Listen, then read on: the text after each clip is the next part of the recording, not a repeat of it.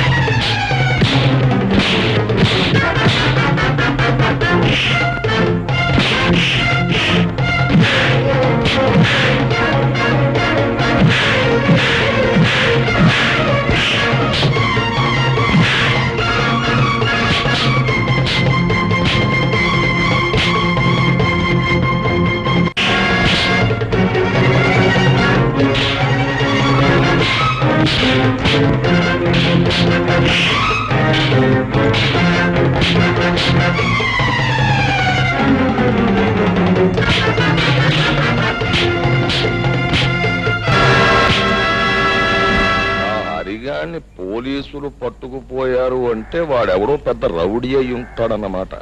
రౌడీయో బేకువో కాకపోతే తమలాంటి వారిని చవటాలి. నా ఉద్దేశంలో శాస్త్ర ప్రకారం ఆ హరిగాడు జైల్లో నుంచి పరారయ్యొచ్చిన ఖైదీగాడైతాడు.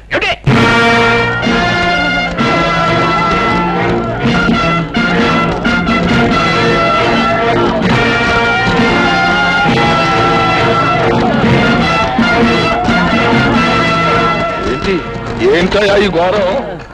పోలీసులకే పులిహోరెట్టేశావా? పులిహోర పెట్టడమే కాదు, వీళ్ళని పులుసు కార్పించేశాను.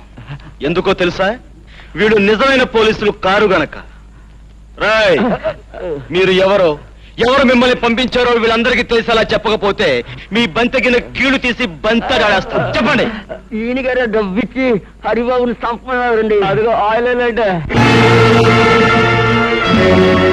విన్నారుగా? ఊరి నుంచి బయటికి పంపిందే కాకుండా మనుషులు పంపి గిరినను చంపించాలనుకున్నాడంటే కారణం ఏమై ఉంటుంది?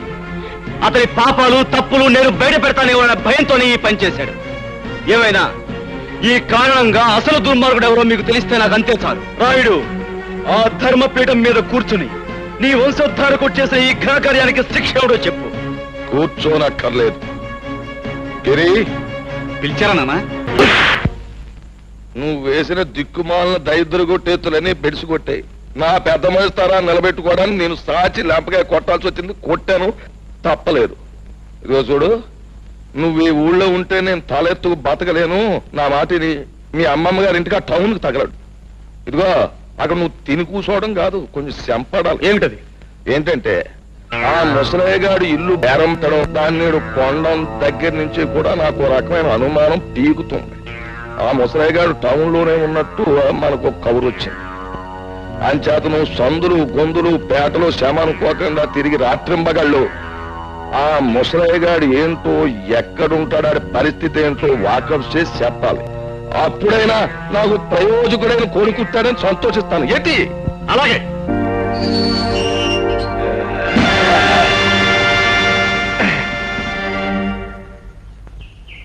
ఏమిటిదంతా? పాపం ఇన్నాళ్ళకు నువ్వు జైల్లోంచి బయటకు వచ్చినందుకు చిన్న సన్మానం. ఎందుకని? ఊళ్ళో ఉన్నప్పుడు రుస్తుములే బ్రతికావు, అన్యాయంగా జైలు పాలయ్యావు. అందుకు మేము పడిపోతుంటే ఎవడో కుర్రనాయాలు వచ్చి నేనే రుస్తుమని నానాలరీ చేస్తున్నాడు. నేను బతుకుండగా మన ఊళ్ళో మరో రుస్తుమా? ఆ లుచ్చగా బచ్చగా టాపులు అయిపోతాను. ఏమిటి కొంపలు మునిగిపోయినట్టు హడావుడిగా వచ్చావు? మళ్ళీ మీ నాన్న ఏదైనా ఘనమైన దుర్మార్గం చేస్తున్నాడా? ఏదో చేస్తారేమోనని అనుమానంగా ఉంది అని నువ్వెలా అనుకుంటున్నావు? హత్య చేసి జైలు శిక్ష అనుభవించిన రుద్రయ్య అనే గూండాని పట్నం నుంచి పట్టుకొచ్చారు. ఏ ఆ గూండాగాడితో మీ నాన్న ఏమైనా గోళీ ఆడాలనుకుంటున్నాడా? వేళాకోళం కదా హరి. ఆ రుద్రయ్యని నీ మీద కుసుగులిపి నీకేదన్నా ప్రమాదం కలిగిస్తారేమోనని భయంగా ఉంది. చూడు చక్కని చుక్క, అందమైన అమ్మాయి పక్కన ఉండగా వయసులో ఉన్న అబ్బాయి ఆలోచించాల్సింది ప్రమాదాల గురించి కాదు, మరి ప్రమోదాల గురించి. అంటే అంటే చెప్పనా?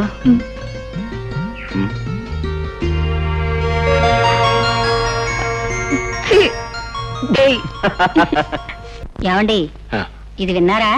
ఏమిటి? శిక్ష పూర్తయి జైలు నుంచి విడుదలైన మీ తమ్ముణ్ణి ఆ రాయుడు తన వాళ్ళతో ఇంటికి పిలిపించుకున్నాడంట. పొన్నయ్య చెప్పాడులే. అయినా నాకు తెలియక అడుగుతాను, ఉన్నట్టుండి రుద్రయ్య మీద ఇంత అభిమానం పుట్టుకొచ్చిందేమిటి? అభిమానం కాదే, అది ఈ ఊరుకు పట్టిన దురదృష్టం. రాయుడు రుద్రయ్య ఏకమయ్యారంటే నొప్పుకు గాలి తోడైనట్టే. ఏం ప్రళయం ముంచుకొస్తుందో ఏమో.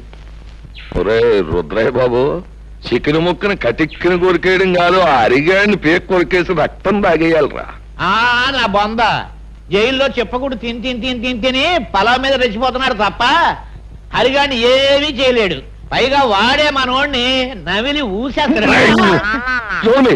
సచ్చిసేడి ఆయన తీసుకొచ్చి సొంత కొడుకులో ప్రాణం పెట్టి చూసుకుంటుంటే ఏంటి అశుభ మాటలు? అది కదండి. నోర్మి, అది చికెన్ పులావ్ అంటే అంత ఇష్టం, నీకు మామిడి తండ్రన్నా అంత ఇష్టం కదా. అయ్యి బాబు నా ప్రాణం కాదండి. అదేంటి చెత్త అరే హృదయ లుచ్చక బచ్చ, వచ్చినప్పటి నుంచి నా జపశతుని సంకెతను షాంపుల్ గా నీ ఈసారి కొద్దిలేసి అవసరం వచ్చిన చెప్తాను, ఆగు. ఇదిగో నువ్వు తాగవలసినంత తాగేసి తినవలసినంత తినేసి ఆ అరిగాడిని గోళ్ళున్నా కొట్టించే. చూస్తా ఉండండి, ఇయాలతో ఆ లుచ్చక బచ్చగాడి బతుకు కథం కబురెట్టండి నాయాలకి. ఇది ఈ రుస్తుం రుద్రయ్య గారి సెంటర్ లో ఛాలెంజ్. అందికాలింగం అందించే శుభవార్త అందించే. హరిబాబు, పట్నం నుంచి వచ్చే రుద్రయ్య గారు మాకు చెప్పమన్నాడు. ఏమని? దమ్ము ధైర్యం ఉన్న మగాడు అయితే ఆడి మీద కాలు దోవాలంట, లేదంటే ఆడి కాలు మీద దండం పెట్టాలంట. ఛాలెంజ్ చేస్తున్నాడు. నాతోనే ఛాలెంజ్? Challenge challenge. ఈ ఓల్ ఆంధ్రదేశంలో ఏ లుచ్చగా బచ్చగారితోనైనా సరే ఈ రుద్రయ్య ఓపెన్ ఛాలెంజ్. ఇదిగో నువ్వు ఊరికి ముందే ఇలా రెచ్చిపోయి వాగుతూ ఉంటే శాస్త్రం ప్రకారం మొదట ఆయాసం వస్తుంది, ఆ తర్వాత వాడు వచ్చే వాటికి అబ్బా అనాల్సి వస్తుంది. ఏమిటి? రైట్, ఇది ముందుగా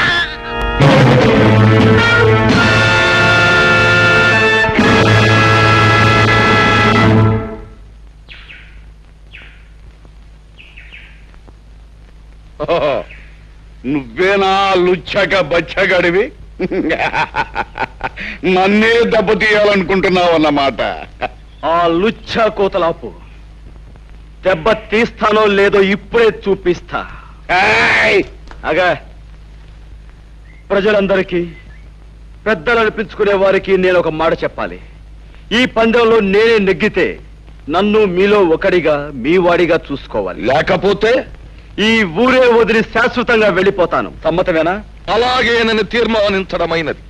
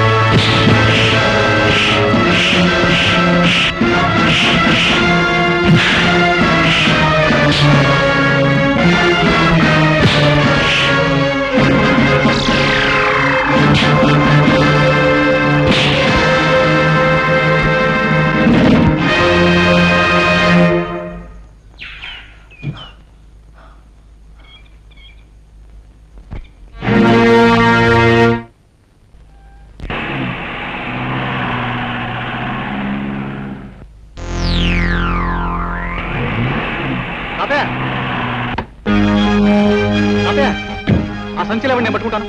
ఎవరు బాబు నువ్వు? నేను తాతయ్య, గుర్తుపట్ల నీ మనవాడిని. మనవాడు? రండి, అంతా కారులో చెప్తాను. కూర్చోండి. ఎందుకురా తిమింగలంలాగా పిచ్చి తాగుడు? ఆయన జంక్షన్ లో పట్టుకుని ఇరిసేస్తాను, కలిసేస్తాను, పొడిసేస్తానని ఛాలెంజ్ చేసి జంక్షన్ లో 2 కాళ్ళ మీద పడిపోయి బేరమనం సిగ్గులేదు. చిచి ఆడికి కాదు సిగ్గు, ఆయన తీసుకొచ్చి పొలా పెట్టిన వాళ్ళకు ఉండాలి సిగ్గు. లుచ్చాక బచ్చా, అసలే నేను నెప్పులు బాధలు మర్చిపోవడానికి తాగుతుంటే మధ్యలో నీ తిప్పుడే ఉంటా. నా యాలో నిన్ను ముక్కలుగా దరికి నీ మాంసంతో రుద్రయ్య, ఈ యాళ్ళకి నా మొహం చూసుదిలే. రాయుడు బాబు, ఈ రుద్రయ్య పుట్టుకుతో పులి, ఇప్పుడు దెబ్బతిన్న పులి ఇవ్వబడినాగదు. ఇప్పుడే ఇలా నేను నువ్వు అన్నమాట సబుగానే ఉంది, కానీ ఇప్పుడు వద్దు. ఎందుకంటే ఇప్పుడు నువ్వు వెళ్ళాడిని పొడి చేసావు అనుకో, వెంటనే ఆ కేసు నీ మీదకి వచ్చేస్తుంది, ఓడిపోయినావు కనుక. ఇదిగో పంతులతో మాట్లాడు, మంచి ముహూర్తం పెట్టిస్తాను, నీ చేతికో పిస్తోల్ ఇస్తాను, వెళ్ళి కాల్సే. ఏ పోలీసోడు నిన్ను అనుమానించరు, ఎందుకంటే ఈ మొత్తం ప్రాంతంలో ఎవరికి పిస్తోల్ లేదు, నాకు పిస్తోల్ ఉన్నట్టు ఎవరికి తెలియదు. అది నొప్పిగా ఉందా బాబు? దేవుడి దయవల్ల పాపిస్టాడ్ చేతిలోంచి బయటపడ్డావు, మాకంతే చాలు పాపు. నిలువు నా ప్రాణాలు తీసే ఆ కసాయివాడు నిన్నేం చేస్తాడో అని మేము ఎంత భయపడ్డామో తెలుసా? అతను ప్రాణాలు తీస్తాడని మీరెందుకు అనుకుంటున్నారు? నీకు తెలియదు నాయనా, వాడు ఒక మనిషిని ఖూనీ చేసి జైలుకు వెళ్ళొచ్చినవాడు. శిక్ష పడ్డ వాళ్ళందరూ నేరస్తులు కారు. సాక్ష్యాలు ఆధారాల వలన ఒక్కొక్కసారి నిర్దోషి కూడా దోషి అవుతాడు. కానీ రుద్రయ్య నిర్దోషి కాదు హరి. తన భర్తను పొడి చంపడం గౌరి కళ్ళారా చూసింది.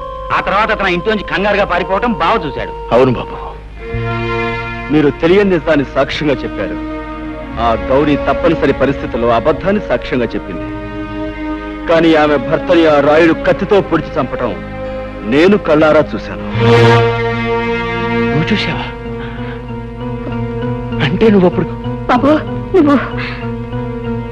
నేనెవరినో కదమ్మా, ఇన్నేడు మీకు దూరంగా బ్రతికిన మీ కన్న కొడుకు హరిప్రతాప్.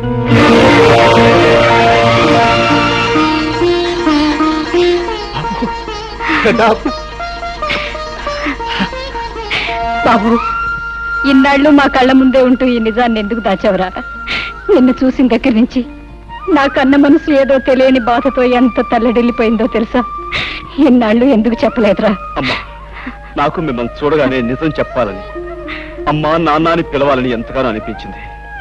కానీ నేనొచ్చిన లక్ష్యం నెరవేరాలంటే మనసును రాయి చేసుకోవడం తప్పనిసరైంది. నేను అనుకున్నట్టే అంత జరిగింది కనుక ఇప్పుడు మీకు నిజం చెప్పినా పర్వాలేదనిపించి చెప్పాను. నాన్న, ఆ రోజు మీకు గుర్తుందా? మాస్టర్ గారికి మామిడి పళ్ళు ఇచ్చి రమ్మని మీ దాన్ని పంపించారు.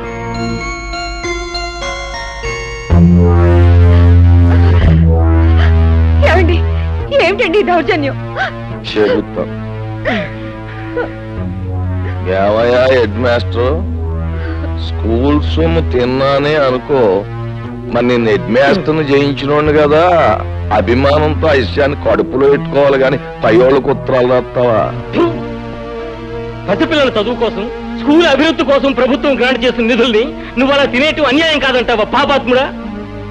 అలా నేనేమి అనుకోను, కానీ నువ్వు చేసిన పొరపాటుకి ఈ కత్తితో కాజా దింపించేస్తే అలాగుంటది అంట. బాబు గారు ఆయన చెప్పకండి, మీకు దండం పెడతాను. ఈ ఒక్కసారికి ఆయన క్షమించి వదిలేస్తే ఈ ఊరదిలే వెళ్ళిపోతామండి. ఆయన ఈ ఊరినే కాదు ఈ లోకాన్నే వదిలి వెళ్ళిపోవాలి. మాస్టరు అయిపోయింది.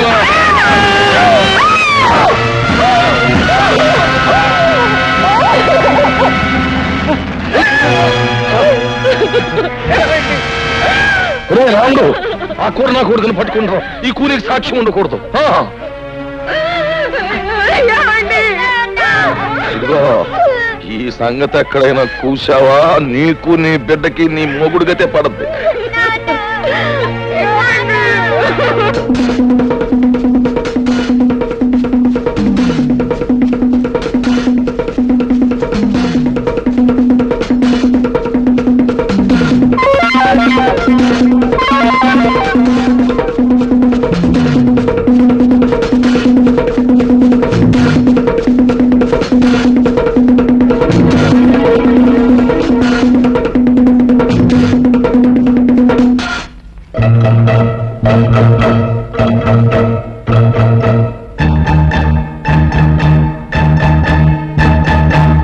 ముసలయ్య, నన్ను మా ఇంటికి తీసుకెళ్ళవా?